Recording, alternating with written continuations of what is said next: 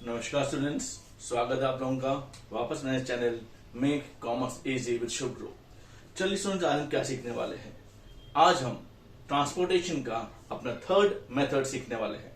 इससे पहले हम दो मेथड सीख चुके हैं। पहला लीस्ट कॉस्ट मेथड, दूसरा नॉर्थ वेस्ट कॉर्नर रूल। ठीक है, आज हम वैम मेथड से हम उन्हीं सवाल को दोबारा करेंगे। क्लियर?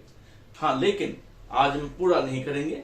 हम इनिशियल फीजिबल सॉल्यूशन तक करेंगे कि उसके बाद की जो प्रक्रिया है वो सेम है। सेम का मतलब UI/VJ, आप मेरे पिछले वीडियो में चेक कीजिएगा। UI/VJ जो बनाने का तरीका है वो यहां पर भी सेम रहेगा। यानी कि मेरे कहना मतलब है, हम जो ट्रांसपोर्टेशन मेथड का यूज कर रहे हैं उसके दो पार्ट्स है। पहला इनिशियल फीजिबल सॉल्यूशन और दूसरा optimum solution. Initial feasible solution तीनों मेथड्स के अलग अलग तरीके से हम करते हैं, लेकिन जब बात आती है फाइनल सॉल्यूशन या ऑप्टिमम सॉल्यूशन की, तो तीनों मेथड से ही आप जो प्रक्रिया अपनाएंगे, जो प्रोसेस आप अपनाएंगे वो सेम रहेगा। UI/VJ and then a loop, और लूप में नेगेटिव अगर सब में आ जाता है सॉल्यूशन आ जाएगा, नहीं आया तो फर्दर सॉल्यूशन आगे बढ़ जाएगा। हमें क्लियर? चलिए फिर देखते हैं पार्ट 1 में हम कैसे करेंगे। ये मेरे सामने ट्रांसपोर्टेशन बाय वैम मेथड। वैम का मतलब वॉजल्स एप्रोक्सीमेशन मेथड। ठीक है, चलिए, ये वेयर हाउस है, ये प्लांट है, XYZ 3 प्लांट है और 3 वेयर हाउस है ABC। और ये ब्लैक का मतलब कॉस्ट, यानी कि X से A में पहुंचाने में 8 रुपए पर यूनिट लगेगा, X से B में पहुंचाने में 7 रुपीज पर यूनिट, और X से C में पहुंचाने में 3 रुपीज पर यूनिट। हमें क्लियर? और यूनिट्स कितने सप्लाई हम कर सकते हैं? 60, 70, 80। यानी कि वेयर हाउस जो है वहां से हम 60, 70, 80 यूनिट्स हम सप्लाई यहां से X हम सप्लाई कर सकते हैं। हमें क्लियर? और ये चीज जो हमारे पास डिमांड है, डिमांड ABC 3 वेयर हाउसेस है। A की डिमांड 50 है, B की डिमांड 80 है, C की डिमांड 80 है। फिर से बोलता हूं, A की डिमांड 80 है, B की डिमांड 80 है, C की डिमांड 80 है।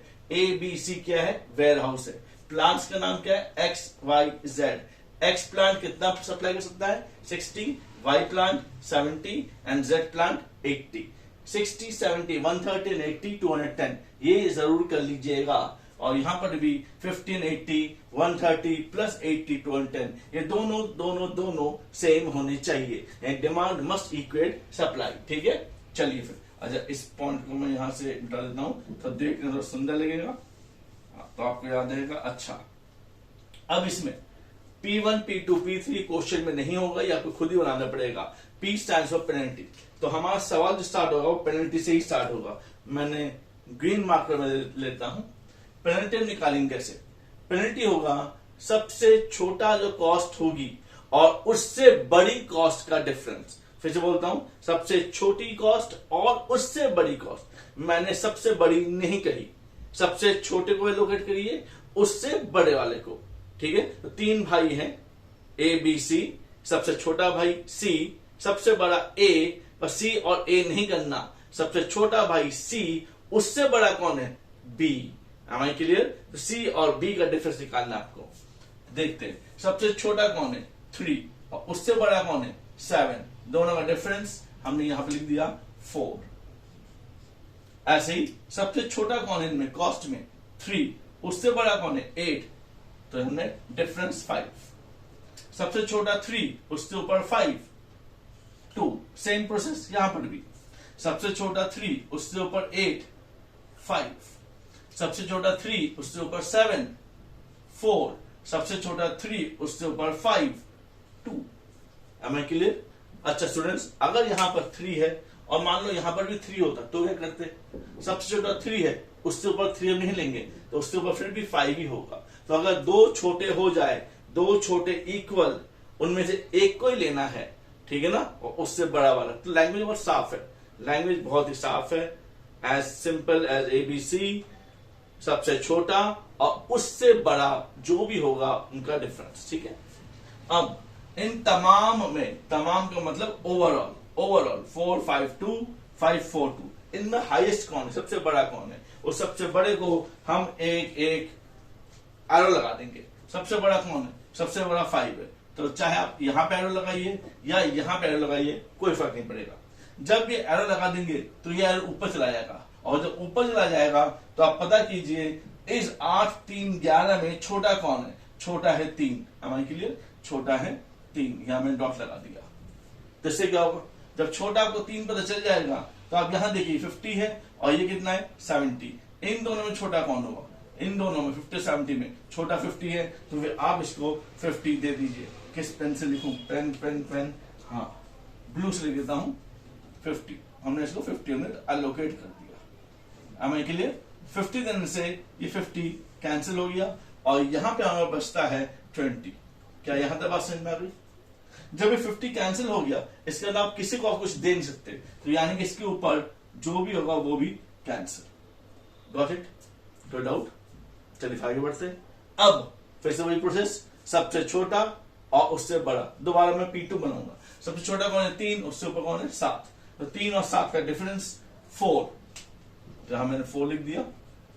यहां पर सबसे छोटा 8 है, उससे ऊपर 9 1। ये क्यों नहीं लिया? क्योंकि इसको तो हम एलोकेट कर चुके, जिसको एलोकेट कर चुके होंगे उसको दोबारा नहीं लेना। देन 3 और 5 का डिफरेंस 2।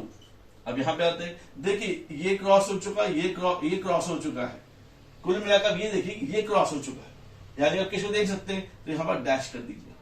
अब सबसे छोटा कौन है? 3, उससे ऊपर कौन है? 7, डिफरेंस 4। सबसे छोटा कौन है? 3, उससे ऊपर कौन है? 5, डिफरेंस 2। अब इस तमाम में कौन तमाम? 4 1 2 0 4 2। इनमें हाईएस्ट कौन है? हाईएस्ट 4 है, 2 बार 4 है। किसी को ले सकते हैं, चाहे तो यहां पर चाहे तो वहां पर। तो पिछली बार मैंने यहां लिया था, अब क्या वहां कर लेते हैं, वरना आपके दिमाग में रहेगा कि सर हमेशा नीचे के ही कोई एरो लगाते हैं। चलिए मैंने यहां पर एरो लगा दिया। यहां लगाने से क्या होगा? ये एरो यहां चला गया। अब इनमें छोटा कौन है? 3 और 7 में छोटा कौन है? 3। आप 3 पर आ जाइए, ठीक है ना? ये 80 है और 60 है, 80 एंड 60। 80 और 60 में स्मॉलेस्ट कौन हुआ? 60 हुआ। 60 दे दीजिए, इसको एलोकेट 60 कर दीजिए। 60 कर दिया मैंने।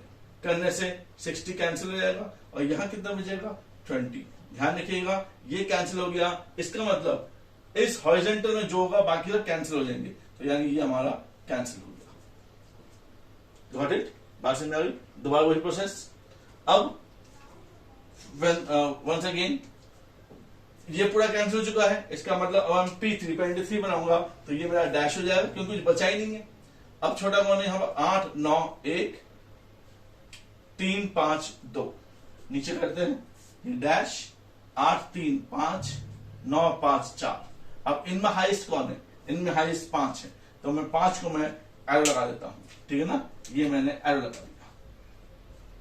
एरो लगाने से क्या होगा? ये एरो ऊपर चला जाएगा। ऊपर कहा? 8 और 3। अब इनमें छोटा कौन हुआ? 3। हम 3 पे आ गए।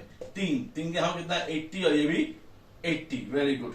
खैर बात बाई चांस की बात 80 होगा, कोई घबराने की जरूरत नहीं है। तो मैंने इसको 80 दे दिए ब्लू पेन से, ब्लू मार्कर, तो मैंने यहाँ पे इसको 80 दे दिए। 80 देने से क्या हो जाएगा? 80 देने से ये भी कैंसिल हो गया और ये भी कैंसिल हो गया। फिर तो क्योंकि दो साइड से कुछ बचा नहीं, तो ये कैंसिल हो गया। इसका मतलब यहाँ पर ये कैंसिल, यहां पर ये हो गया तो ये कैंसिल। तो कुल में बचा कौन? अब 9 बचा है, ठीक है ना? अब आखिर में P4 माइनस जरूरत नहीं पड़ेगी। सिंपल में कितना बचा है? 9 बचा है और ये कितना? 20 है और ये 20 है, तो इसको 20 दे दीजिए। ये 20, तो ये भी कैंसिल और ये भी कैंसिल। हमारे के लिए बात समझ में आ गई? एक बार चेक कर लेते हैं एक बार। 50 50 80 80 60 20 80 60 60 50 20 70 80 80, ठीक है ना? तो कॉस्ट कितनी निकली? कॉस्ट देख लेते हैं कॉस्ट जल्दी से। 3 into 50 150 plus 3 into 80 240 plus 360 180 plus 920 180 and then और कुछ बचा? 1 2 3 4 1 2 3 4 और ये भी 1 2 3 4 ही हो गया, ठीक है ना? अब अच्छा हुआ ये क्वेश्चन ले लिया है। अब करेंगे क्या?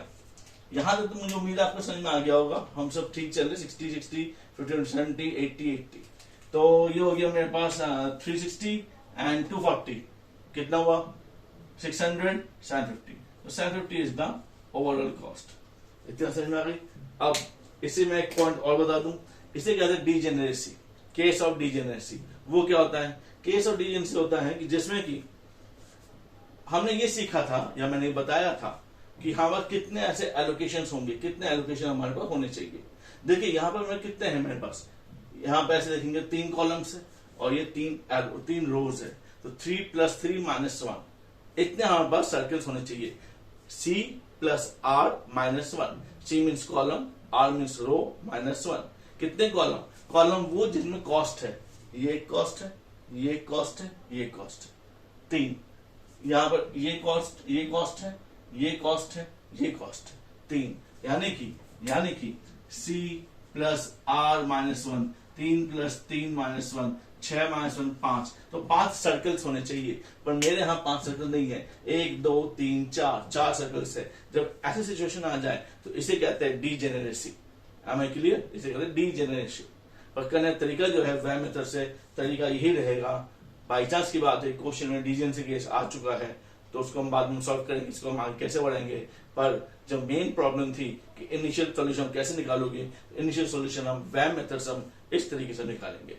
ठीक है, thank you all, have a nice day और डोंट फॉरगेट टू SSC मतलब शेयर, सब्सक्राइब एंड कमेंट। आपके कमेंट मुझे बहुत अच्छे लगते हैं और मैं बहुत मोटिवेट होता हूँ और अच्छे वीडियोस बनाने के लिए। Thank you all, have a nice day.